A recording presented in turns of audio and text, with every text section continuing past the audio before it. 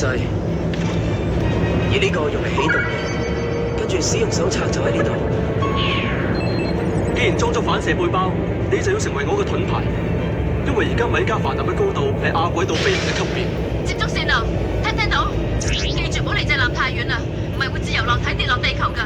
我之前都有做過高空滑翔機嘅實習㗎。另外，你而家既然有雷射盾嘅話，麻煩轉告蘇金總監，請佢盡快破解上個紀元嘅驗證技術啦。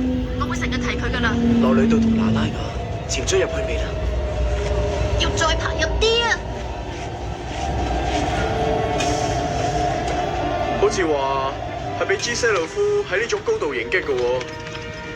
中書衛隊嘅細路應該做到嘅，不過咁樣好咩？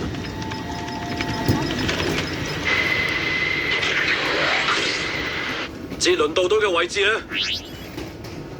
如果捷倫導隊可以由下面逼啲海盜上嚟嘅話，係嘅，我德蘭森就可以將運喺海盜船嘅貝爾利同另外2個人救出嚟，仲可以搶翻茲西魯夫。清楚未啊？捷倫導隊？而家問題係海盜船嘅高度比想象中仲要高喎。呢啲嘢乜唔係由一開始就應該知道嘅咩？由而家開始用唔到無線電㗎啦，所有人都冇跟得米加凡納。真係睇唔出，原來當史密夫先生都會擔心人㗎喎。法蘭士高普，過嚟！